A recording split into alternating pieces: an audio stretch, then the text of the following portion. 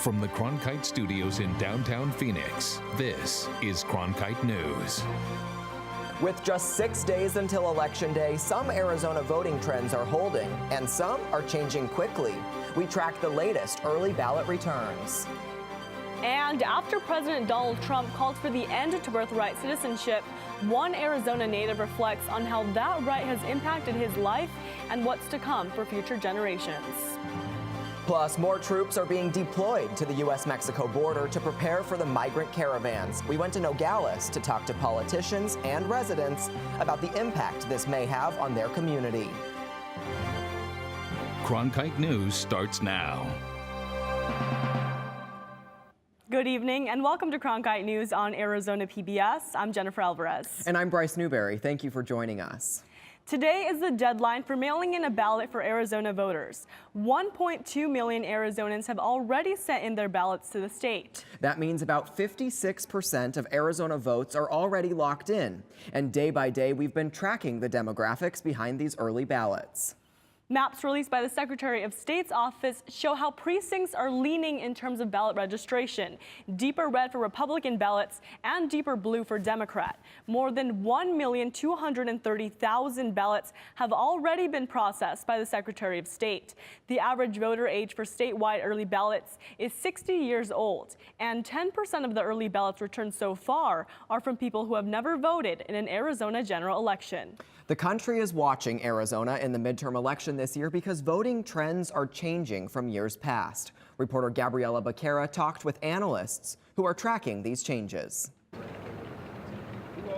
Arizona Secretary of State's office is tracking these early voting trends, and a popular focus in Arizona right now is the split between Republican and Democratic votes, as well as an increase in youth voting.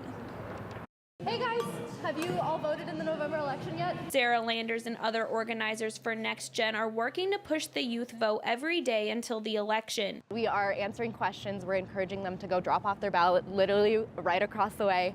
By hosting events like these, they're hoping to raise the amount of young people casting ballots. In the last midterm election, only about 20% of young people actually voted. Senior analyst for the Secretary of State's office, Garrett Archer, says there has been a gradual increase in youth voters over the past couple of years. I've seen the youth vote has probably increased by 2 or 3, maybe 4 percentage points over 2014. Archer is also tracking different trends in early ballot voting, including the possibility of becoming a blue state. Our elections have been fairly consistent since 2010, especially the midterms.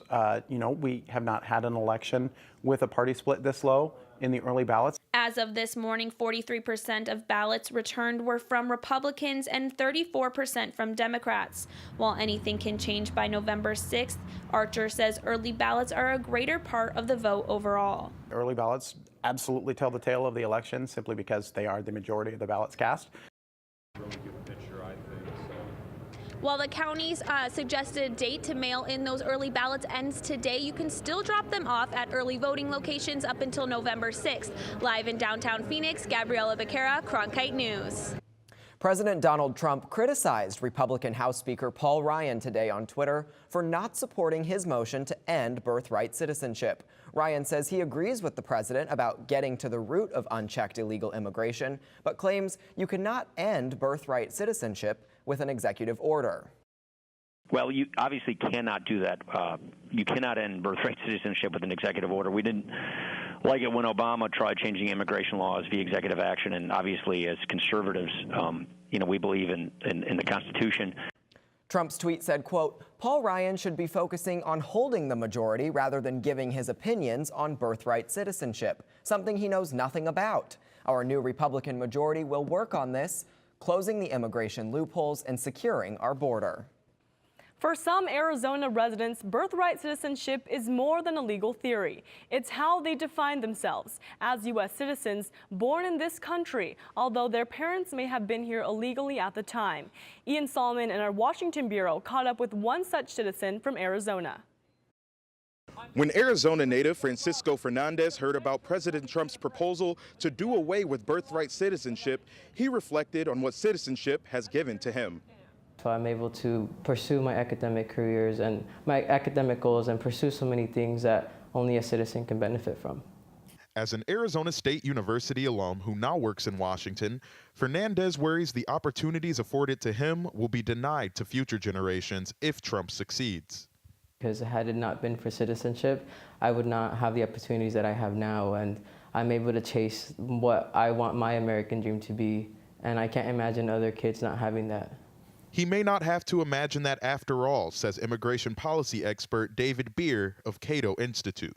Because the policy is legally dubious, it's doubtful that anyone should really be concerned about this policy proposal, because it is very likely that it would be struck down by the courts. Congressman Ruben Gallego agrees, tweeting yesterday that birthright citizenship is literally in the Constitution. This is nothing more than a typical Trumpian bluster. Whether it's legal or not, Beer says the proposal would not be in the country's best interest. You want to create a unified country where everyone who lives there and grows up there knows that their identity is wrapped up in the success of America. And that's something that would be lost if we moved away from that policy. And that sense of identity is something Fernandez holds close. And I just can't imagine what my life would be like if I wasn't a U.S. citizen. While there has been debate, no progress has been announced towards President Trump's proposal. In Washington, Ian Solomon, Cronkite News. President Trump said today that he would like Congress to act on the issue of birthright citizenship, but is willing to issue an executive order. Officially, however, the White House has yet to reveal any details on how it plans to move forward. More than 1,000 troops are currently being deployed to the U.S.-Mexico border to provide support to Border Patrol in anticipation of the arrival of the migrant caravan from Central America. Today, President Trump said that number could go as high as 15,000. Cronkite News reporter Holly Bernstein went to Nogales yesterday to speak with local residents and politicians about their reactions to the deployment. The president made those comments to reporters today at the White House. He says the U.S. is going to be prepared and the migrants are not going to come into our country. Residents in the border town are concerned about the impact. I also spoke with the Nogales mayor, who says he has not been contacted with information about this deployment. And it feels like we're in a militarized zone. We don't need any more. The town of Nogales is bisected by the U.S.-Mexico border. Thousands of troops will soon be deployed along this area to assist Border Patrol with the migrant caravan coming from Central America. A physical divide has also created a divide of reactions to the troops within the Nogales community. I would say very little to none impact. I mean, it's happened before and a lot of people notice it, but it doesn't really affect anything. They do what they do. Nanette Miranda, who owns an art gallery there, says it makes travel and business harder. Many people who live and work here have business and or family on both sides of the border. So to the extent that it impedes movement across the border, it's just not necessary. Nogales Mayor John Doyle says the troops act as a deterrent, providing additional barriers and logistical support for the Border Patrol with a large amount of people arriving at the border. That it's nothing personal, nothing about that we don't like, people from Central America or something. No, it's not about that. Doyle also says he has not been contacted by military officials regarding the troops' presence. It would be appropriate and they would show some respect for the community leaders to at least let us know what's going on. Other residents, like shop worker Myra Alejandra Reyes-Gaxiola, are sympathetic to the migrants in the caravan. I think it's very sad because people come from very far away so they can have an opportunity right here. The troops are expected to be deployed until mid-December. Along with Nogales, troops will also be deployed in California and Texas. In the broadcast center, Holly Bernstein, Cronkite News. A new program is set to inspire students in South Phoenix. Coming up on Cronkite News, Valley Metro's newest STEM-based program will influence the next generation of engineers. I'm Judy Woodruff, anchor and managing editor of the PBS NewsHour. The journalists of tomorrow face a fast-changing media landscape, but quality news remains vitally important to our communities, our country, and our world. At ASU's Walter Cronkite School of Journalism and Mass Communication, students learn solid, reliable reporting, holding the powerful accountable, and rebuilding the public's trust. The Cronkite School and Arizona PBS, preparing the next generation for a stronger future of journalism. As journalists at Cronkite News, we report on stories that matter to you by focusing on the local impact. We dig deeper and work tirelessly to keep you informed. Live in Wickerburg. Live in Los Angeles. In Cleveland. In Washington. In Louisville. From Jerusalem. Live in Philadelphia. From around the world to right here in Phoenix. At Cronkite News, we report the facts and stick to the truth. This election day, depend on Cronkite News for coverage on Arizona's hotly contested midterm races. Learn more about the candidates and propositions in Arizona's ballots on cronkitenews.azpbs.org. Watch live on Election Day at 5 p.m. on Arizona PBS with the latest as Arizonans hit the polls. Then join us at 8 p.m. on Facebook Live and on Arizona PBS World for live coverage and reactions to the results. Valley Metro is expanding their efforts from the streets to the classroom. I went to South Phoenix to discover how a new program is set to inspire the next generation of engineers. South Phoenix is an underprivileged neighborhood that has not had the opportunities of other neighborhoods. The reality is that this is a community that doesn't have that natural path. They don't have natural mentors in place like other communities do. That's why they're taking it upon themselves to mentor these students. Valley Metro and PGH Wong Engineering are launching a STEM-based program called Engineers of the Future. And students, they're excited. Yes, I really do love this. We get to build stuff and have fun and learn lots of things about it and meet new kids. Not only meet new kids, but also meet new engineers. We are a minority engineering company, and so we strongly promote minorities in the engineering field. According to the National Science Foundation's most recent report, minorities continue to be underrepresented in the science and engineering field, with over 66% of employment for whites and around 33% for other races and ethnicities. This program aims to improve these numbers by mentoring young students. If you start early, you can get people thinking that they have a future that it maybe isn't one that they naturally have thought of. Maybe isn't one that they're exposed to on a day-to-day basis. An impact can be made early on in students' lives in the 7th and 8th grade so they can imagine what it's like to be an engineer and follow that through high school and college. But the ultimate goal of the program is much simpler. To give people a chance, to give bright kids a chance to thrive, to give back to the community that's giving so much for this. This is not our project, it's their project. And at the end of the day, students don't just leave with a cupcake, but with something a little extra, the opportunity to develop a career. And that's icing on the cake. The program will focus on 7 schools in South Phoenix and will mentor students through support and design projects throughout the school year. Leaders in Alzheimer's research in Arizona gathered today at the Arizona Alzheimer's Consortium to discuss future paths for research.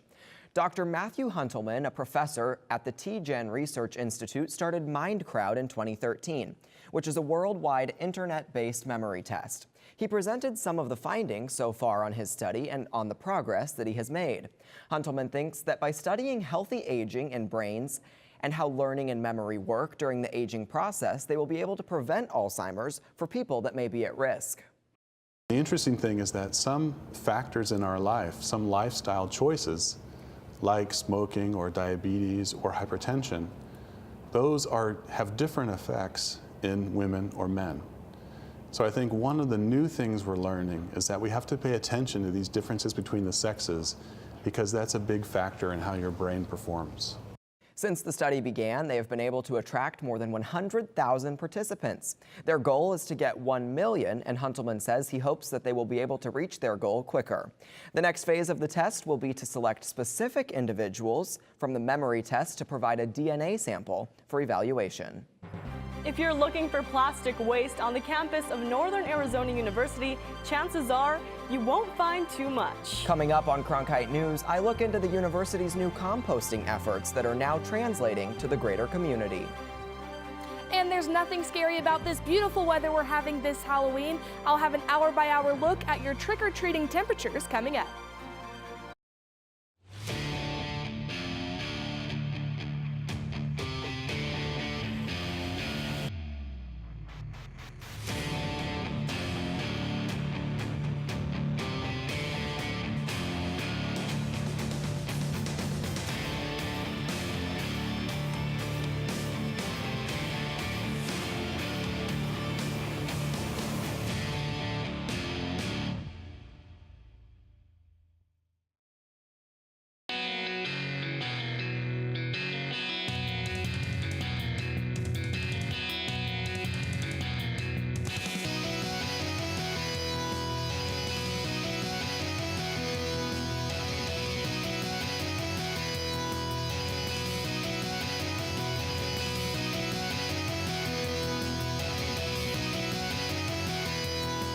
Cronkite News weeknights at 5 on Arizona PBS.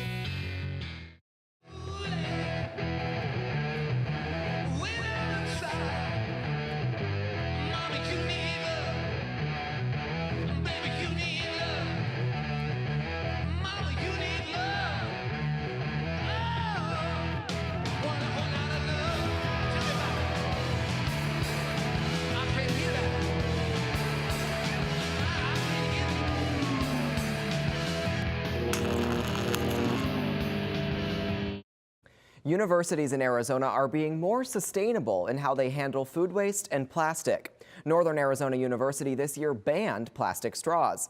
The alternative? A straw that gets composted. I found out these efforts on campus are also showing up in Flagstaff businesses. I see all the plastic in the ocean, and I really want to make sure NAU isn't contributing to that. That's why NAU student Emerald McCormick brought a reusable food container system to campus in January. A lot of students are really excited for it. That's why we expanded all across campus, because they kept asking for it. The waste from these food containers doesn't go into the trash. In fact, at least 90% of NAU's dining hall food waste is composted. The waste eventually ends up in piles hidden behind campus. All that soil just goes back to NAU. So we use it on landscaping, we use it on community gardens, we use it in our greenhouses, it goes to community members, and so it's just all recycled back into our community. The university says composting saves on garbage costs. Last year, more than 300,000 pounds of food waste made it into the compost piles. This year, compostable straws could make that number higher. It was a pretty easy and small plastic, disposable plastic that we could get rid of on campus, and also at the same time create a behavior change and get students to start thinking if they really need all of the plastic disposables that they use throughout the day. That behavior change is spreading to Flagstaff businesses. Laura Diaz is the NAU student pushing for a straw-free Flagstaff. People are very in tune right now to single-use plastics and the waste that they're creating. An example of that right here at this coffee shop, where plastic straws aren't available anymore. Coffee goers can get a paper straw and pay a fee for a plastic cup. NAU is always going to be a really big influence, on all of us, and their ban kind of makes it more known to the students as well, and it kind of just starts to be a normal thing as people go around. As the new norm takes effect, Diaz hopes to get at least half of Flagstaff businesses on board by 2020. I really just am looking for some sort of mindfulness around straws. I am not about the plastic straw situation, obviously. I hope to see those eradicated pretty soon. Jennifer, I also found out that Arizona State University has similar programs in place. Food is composted and straws are not available in dining halls. The University of Arizona didn't respond to our requests for comment in time for the story. But you know, the real question is, are candy wrappers recyclable? Haley, how are our temperatures looking for the trick-or-treating tonight? That's right. Well, our conditions today are beautiful for Halloween. If you are planning on heading out tonight to celebrate the Halloween holiday, maybe you're going to go out trick-or-treating, well, the real treat for you are these gorgeous temperatures we've seen all across the state today. Right now, 5 o'clock, maybe you're heading out from work, getting those kids dressed up in their costumes, sitting at a beautiful 75 degrees. A couple hours from now, we're going to drop down into those upper 60s. And by 9 o'clock tonight, for you night owls, maybe heading out a little bit later tonight, we're going to be sitting in those mid-60s. Now, even better news, we have very little cloud coverage across the entire state, quiet across the radar. We just have a little bit of wind movement going on in the southern part of the state, and that air is going to dry everything out and cool down our temperatures. This all in response to a low pressure system that visited our area, bringing down those temperatures. And as that wind pushes that system out of the area, we are going to begin to see our temperatures begin to rise as we go into the weekend, but not quite yet. As far as tomorrow, we're going to keep it relatively cool for this time of year, topping out at 78 here in Phoenix, 55 up in Flagstaff and Heber, 56 in the Grand Canyon, and dropping down pretty low for our low tomorrow night, 57 here in Phoenix, 30s up in the high country. And like I said, we're going to warm up back to about average temperatures for the rest of the week, staying in those low 80s by this time next week. In the Cronkite Weather Center, I'm Haley Brandt. There's a good chance Mr. Incredible will be sworn in as a citizen today. Or maybe a princess or a wizard too. Coming up on Cronkite News, a look at a special citizenship ceremony specifically for kids who are being encouraged to come in costume. If you're looking for one show that tells you what happened that day in the world of business, it's NBR. We saw a classic shipwreck. Nordstrom's opening stores. Triple-digit gains. Crude climbs. We're there to help our audience find new investment ideas. The market still has room to go up. Nightly Business Report is the longest-running business television program in history. Weeknights at 10:30 on Arizona PBS. I'm Matt Berry, ESPN Sports Center anchor and graduate of ASU's Walter Cronkite School of Journalism and Mass Communication. With its bachelor's and master's degrees in sports journalism, the Cronkite School is preparing the next generation of sports journalists to tell stories that matter, stories that excite, inspire, and inform. Cronkite immerses students in covering sports at all levels in one of the country's top sports markets. It's this hands-on experience under the guidance of award-winning sports media veterans that shape the top journalists of tomorrow. By the year 2050, there will be more plastic in the ocean than fish. Before Professor Halden, I had an insane amount of passion, but I almost felt helpless because I didn't know how to use it. Professor Halden gave me a chance to make a difference. Being at a place like ASU allows you to take these big leaps. Ultimately, the biggest problems in the world cannot be solved alone. Celebrating Halloween just a few days before a pivotal election can always make for some interesting costume choices. In fact, Halloween mask sales have accurately predicted presidential elections since 1980. But we talked to some Halloween shoppers and a sociologist today about the impact our political climate has had on their seasonal fun. Most pointed to social media and extreme viewpoints as the scariest part of Halloween. I mean, I've seen a kid on Twitter dressed as Donald Trump, and they're like, I'm not going to give him candy, and I'm worried for like that kid. But yeah, for me, where I am, I'm not worried about myself, but for others, it may be, yeah. I think what happens is people, because there's so much news media kind of attention to some very pivotal events lately, people can see those and then think that they personally are in danger. When in actuality, they're probably not in any greater danger than they were before. There was a bonus for some young trick-or-treaters today. They took the oath of citizenship as part of their Halloween celebration. Charlene Santiago brings us the story from our Washington bureau. They were 35 children from 22 countries who came to the U.S. Citizenship and Immigration Services office here to celebrate their new U.S. citizenship and at the same time celebrate a uniquely U.S. holiday. Not all the kids were as excited about the oath as they were about their costumes, but to their parents at least, it was more than just another Halloween. Today was a special day for him that he became a U.S. citizen. Together, they all vowed to serve and protect the country they call home, whether they were princesses or superheroes. He's going to have the same values and he's going to get the same rights of what a U.S. citizen is all about. So he's going to have the same rights, which we, our generation, have worked for it. Dima Rush is 10 years old and came to the U.S. from Iraq about 6 years ago. But today she was more than excited for both her Halloween costume. I think it inspires me. And for the ceremony. Do you like it here? Yes. Why? Because it's more safe and all, and it's protected by soldiers and all. It was like any other Halloween. Parents were present, taking videos and pictures to share with those who couldn't be present. My dad goes on rotation. Basically, right now he's in Kentucky. I was a little sad that he wasn't able to come to see me. And my mom's taking videos for him to see me. That's my favorite part. The kids went trick-or-treating through the USCIS hallway after the ceremony, but that's not the only reason this will be an unforgettable Halloween for these families. Well, for him, he was only 9 weeks old when we brought him home here, so this is the only home he knows of. So I'm just going to tell him this was a celebration of his homecoming. In Fairfax, Virginia, Charlene Santiago, Cronkite News. Cronkite News is proud to be the news division of Arizona PBS. Here's what's coming up on Arizona Horizon and PBS NewsHour. On the next Arizona Horizon, a new study finds that sitting is not the new smoking. And a historic Arizona resort near Phoenix is undergoing a major renovation. That's on the next Arizona Horizon. I'm Judy Woodruff on the next NewsHour. Inside the fight over mining a key chemical used in farming and what it means for the Florida coast. That's Wednesday on the PBS NewsHour. That's it for Cronkite News tonight. Thanks for joining us. For top Arizona stories anytime, go to cronkitenews.azpbs.org.